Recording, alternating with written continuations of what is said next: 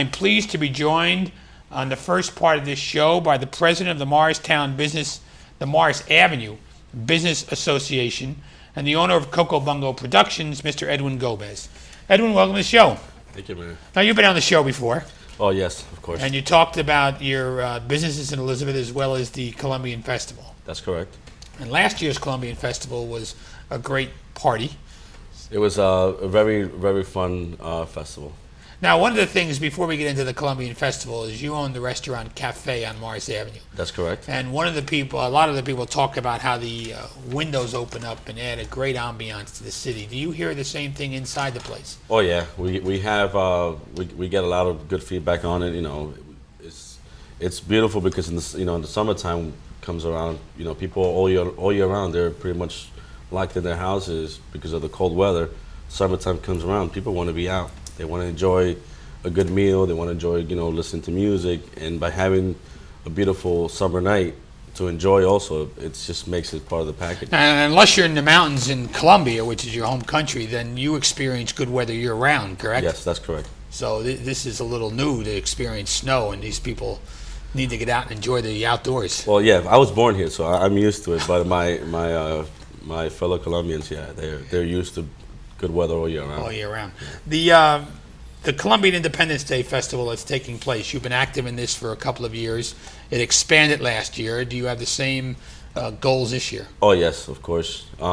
We expanded because pretty much we had no choice. It's just that, there are so many people that are coming over. They want to be able to accommodate everybody coming in, so we had to expand. And how did the rest of the business community feel about it?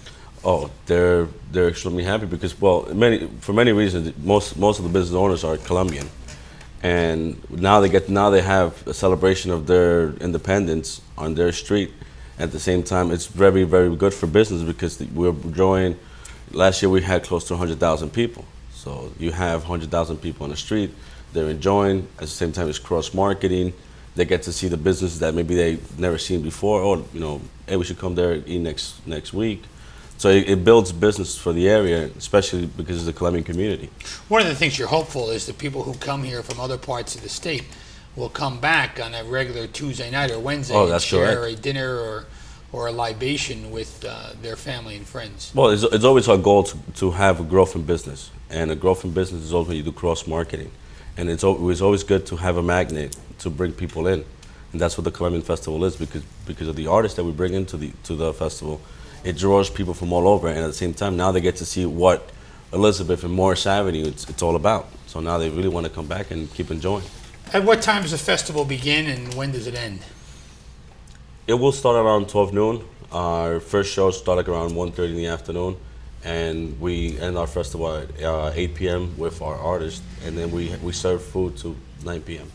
So the music is shut down. So any residents who may think there's loud music, that gets shut down at 8 o'clock. Oh, that's correct. And at the same time, it helps out because of the amount of artists that we're also drawing to the area.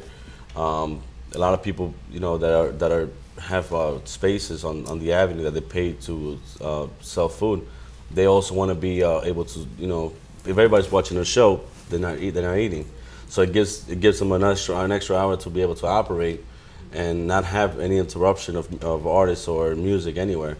And like this, people get to enjoy the food and go home. The festival is taking place. Describe the boundaries, Edwin. The location will be from Julian Place on Morris Avenue all the way to Orchard Street on Morris Avenue. Now we expanded this year a little bit on the cross side. Now we are from North Broad and Westfield to I believe it's Cherry Street and Westfield. But it won't go all the way over. It won't go all the way up to Cherry Street. It pretty much will go up to Sorrento's. Yeah. Does Sorrento's know this? Well, they were around that last year. So. Yeah, that's right. Talk about some of the artists that are performing, Edwin. They're important to the Colombian community, and they're very talented people. So talk about some of these artists. Well, for example, we have Jorge Celedon, which is pretty much one of our biggest artists in Colombia now. He's been nominated for many Grammys. He's won Premio Latino, I think like 4 times already.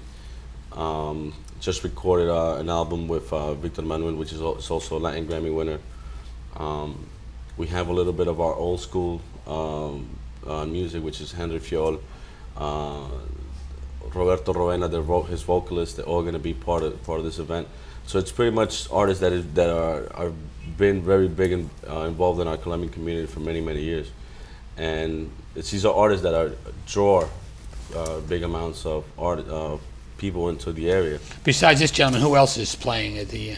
Well, we also have another one of our major persons that is also a Colombian personnel, which is Alex Sensation. He's pretty much the voice for Mega 97.9, which is our Latin station in here in New York City, in New Jersey, and he has over 4 million listeners. So it's another big deal for us. Now, is the stage located at Julian Place, or is it located at the other end? No, it will be, the one stage will be located on Sayre and Morris, and the main stage will be in the bank parking lot. And where are the groups formed? They alternate? Yeah, we will have enough artists for both stages. Okay, so will they go on simultaneously? There'll be a group? Yes. So they're not going to, because of the number of people and the way the music is structured, they're not going to interfere with each other? No, we have to structure the festival in order, because besides our stages, we still have to consider the fact that people are paid to sell food. So if we draw everybody to one point of the festival, there's no need for people to come back to the other side. So since this is a street, we'll have people walking back and forth, because now they know that this artist is going on at this time, and then the following artist is going on the other stage at the other time. So it makes people walk back and forth, get a bite to eat, enjoy also people selling shirts, selling keychains, just professional services for people that are trying to market their businesses. So it gives everybody an opportunity to be able to share what they're going to the festival for. Now, the number of people that came last year in and out was a large number. And do you expect the same number this year? I would expect, it's not the same, maybe more. And you also have planned rain dates. Oh, yes, we have. I believe it's August 5th, 4th or 5th and the 12th. If it rains on Yes. the 5th, you'll go to the 12th. Oh, yeah. But if it doesn't, I bet you're hopeful that it comes off on the first day after all the planning you put into this. Well, it happened to me the first year. The first year, we're setting up for the festival. 6 in the morning, it starts pouring. And remember, this is the first festival. We only had 2 weeks to put it together, because there was a lot of delays between the organization. And at 12 noon, the day just opened up, and it was a great festival. But it's a pretty scary feeling. Well, last year's festival was great because I get to sample some Colombian food and some empanadas and things. I'm sure this one will be great as well.